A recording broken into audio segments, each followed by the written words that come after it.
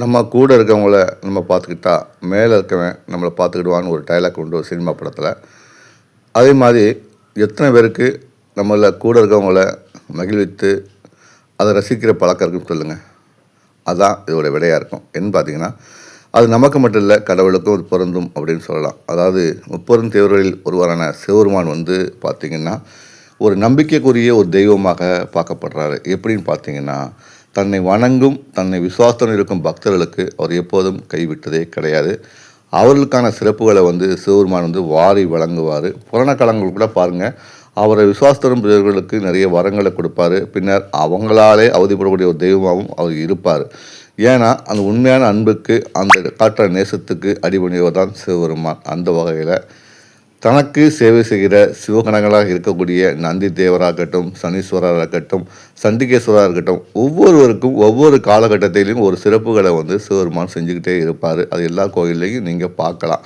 சிவகோயிலில் இருக்கிற எல்லா தெய்வங்களுக்கும் ஒவ்வொரு நாளும் சிறப்பு பூஜைகள் நடக்கும். அது யாருடைய உத்தரவுன்னு பார்த்தீங்கன்னா, சிவபெருமானுடைய உத்தரவின்படி தான் இது நடக்கும். அந்த வகையில் பார்த்தீங்கன்னா பிரதோஷம். இந்த பிரதோஷனால நிறைய பேருக்கு என்ன நினைக்கிறாங்க, பிரதோஷம்னா சிவன் கோயிலில் போய் சிவனை மட்டும் கும்பிட்டுட்டு சுற்றிட்டு வரலாம்னு இல்லைன்னு நினைக்கிறீங்க. அது தவறு. அப்படி கிடையாதுங்க. சிவன் கோயிலில் பிரகாரத்தை முதல்ல சுற்றி எல்லா தெய்வங்களையும் வணங்கின பிறகு தான் கடைசியாக தான் சிவபெருமானை வணங்கணும். அதுதான் சிவபெருமான் விரும்பக்கூடிய ஒரு விஷயமாக இருக்கும். சிவபெருமான் தனக்கு சேவை செய்த அந்த சிவகணங்களுக்கு சிறப்பு செய்கிற ஒரு நன்னாள் தான் இந்த பிரதோஷம் சொல்லுவேன். அதுவும் குறிப்பாக நந்தி தேவருக்கு தனக்கு ஆதாரமாக, தனக்கு பாதுகாவலராக செல்லும் அந்த இறைவனுக்கு நன்மை செய்யும், அதாவது நந்தி தேவருக்கு சிறப்புகளை செய்யக்கூடியவராக நாளாக அது அமைந்திருக்குன்னே சொல்லலாம். நீங்கள் கூட பிரதோஷ நாளில் கோயிலுக்கு சென்று பாருங்கள். சிவனுக்கு நேராக இருக்க அந்த அதிகார நந்திக்கு அபிஷேகங்கள், மாலைகள் எல்லாம் நடக்கும். அதை யார் ரசிப்பார்னு பார்த்தீங்கன்னா, சாஸ்தா சிவபெருமான் ரசிப்பார். தன்னுடைய தொண்டனுக்கு, தன்னுடைய விருப்பமான விசுவாசமான அந்த தொண்டனுக்கு, பக்தனுக்கு அந்த அபிஷேகம் செய்யும் காட்சியை கண் குளிர கண்டு ரசிப்பார் நம்முடைய சிவபெருமான். ஒவ்வொரு அபிஷேகத்தையும் நேராக நின்று ரசிப்பார்.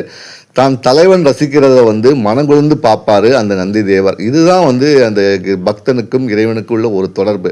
இதை தான் நான் அடிக்கடி சொல்லக்கூடிய விஷயம். நான் எந்த கோயிலுக்கு போனாலும் சரி, சிவன் கோயிலுக்கு போனாலும் சரி, எந்த தெய்வமாக வழங்கினாலும் சரி, எந்த மதக்காரங்களும் சரி, அந்த தெய்வத்து மூலம் முழு நம்பிக்கை வச்சு போங்க. கண்ணீர் மல்க இறைவன் வேண்டுங்க. கண்டிப்பாக உங்களுக்கு நடக்கும். ஏன்னா உண்மையான விசுவாசமான பக்தர்களை தான் கடவுளும் விரும்புகிறாரு. உண்மையான விசுவாசமானவர்களை தான் நண்பர்களும் விரும்புவாங்க. உண்மையான விசுவாசமான உறவுகளும் விரும்பும். இதை தான் சிவபெருமான் அன்றைய நாளிலே சாட்சாத் பரிசாத்த முறையில் சொல்லியிருக்காரு. இதை மனசில் எல்லாரும் வைக்கணுங்கிறது தான் என்னோடய ஆசை. ஏன்னா உண்மையான பக்தியும், உண்மையான பாசமும், உண்மையான அன்பு இருந்தால் மட்டும்தான் ஒரு மனிதன் நிறைவாக வாழ முடியும். அவனுக்கு எல்லா விதமான சகலமும் கிடைக்குங்கிறது தான் சிவபெருமான் காட்டியிருக்காரு.